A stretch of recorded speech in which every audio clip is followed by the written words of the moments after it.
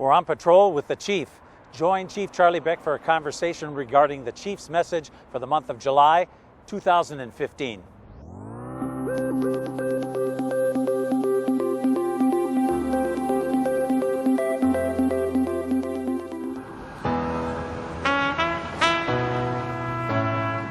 Sir, here we are in July.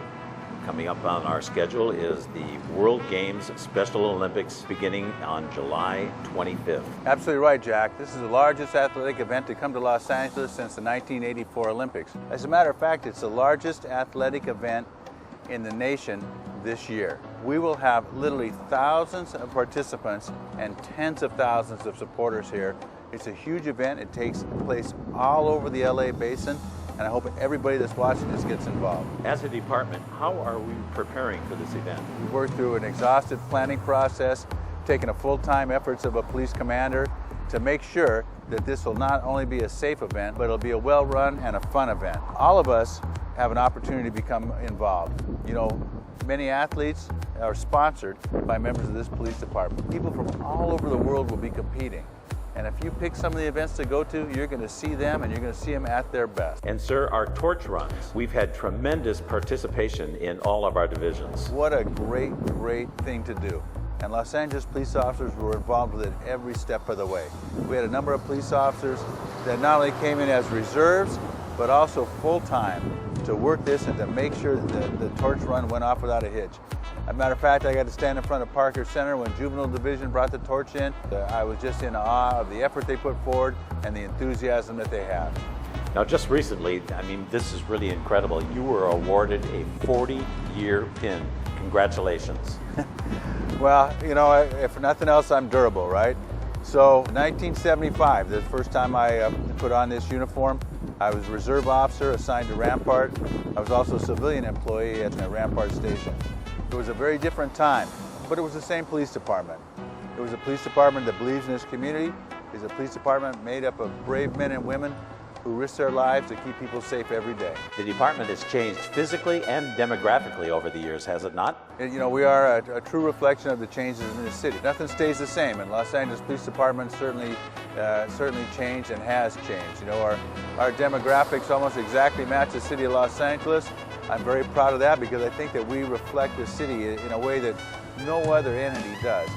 Our equipment has changed dramatically. When I started, there was no out-of-vehicle radios. You know, the only radio you had was attached to a car just like this, and if you left the car, you had no communication. You know, and we left the car quite a bit, so many times you relied on the kindness of strangers if you needed help, or your ability to get to a phone. You've been on the job long enough to know that the ups and downs of the department affects morale within our divisions. How are the people in the city feeling about the cops doing their job? If there's anything I know on this whole world, it's LA Cop. I am one, I'm the son of one, I'm the father of two. I know why you came on this job.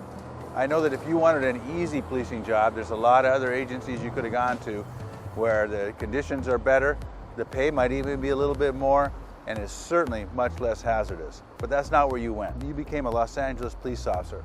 And first of all, I know how tough it was to get that badge.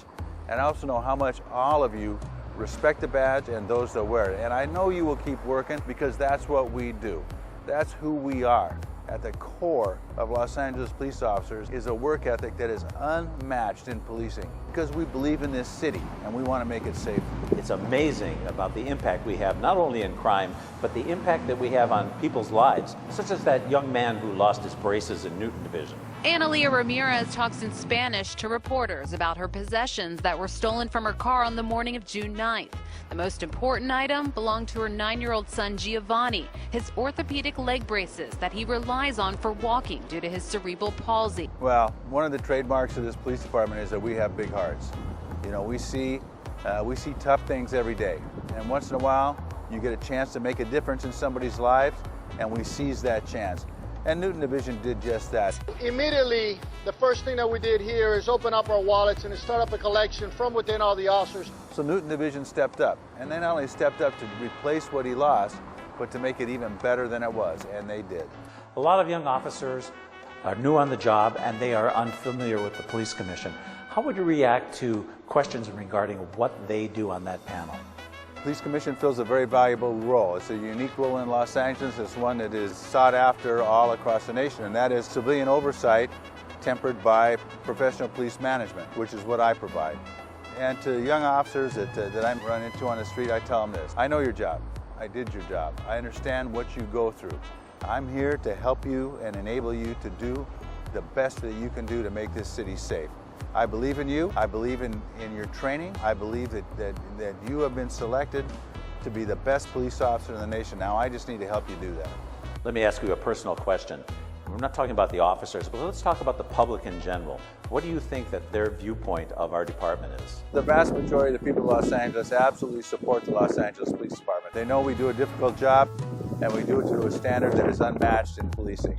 That's not to say we're perfect, because we're not. It is something that we strive for. And you know, it's that constant pursuit of perfection that is the hallmark of this police department. That's why I know that we can get through any tough time. And we've gotten through tougher times than this. You know, this is a time of national discussion of policing, and we're going to be involved in that. You know, when you wear a uniform like the one you're wearing today, Jack, you are the center of attention in any discussion about policing.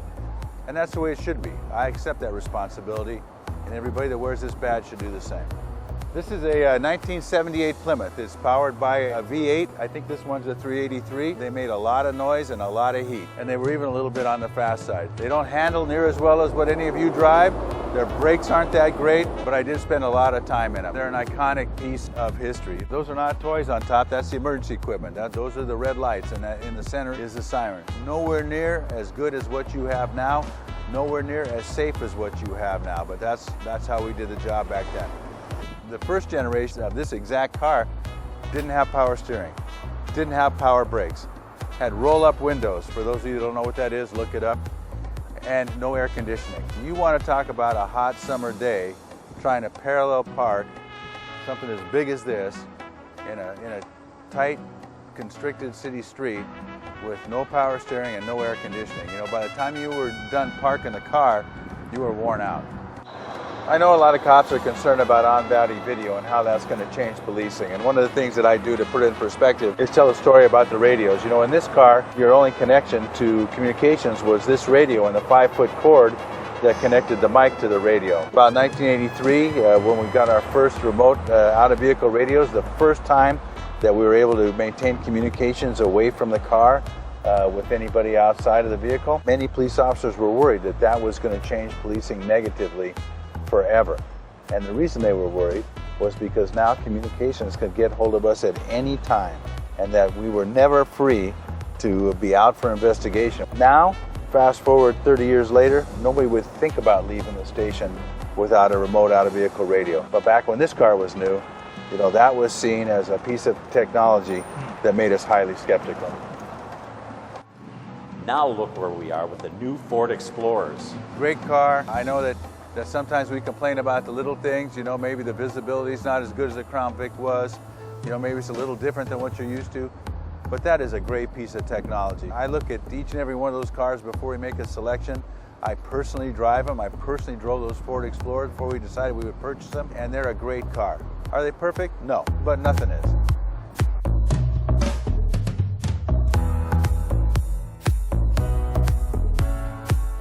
Thanks for your attention to this message. Remember, I support you. This city supports you.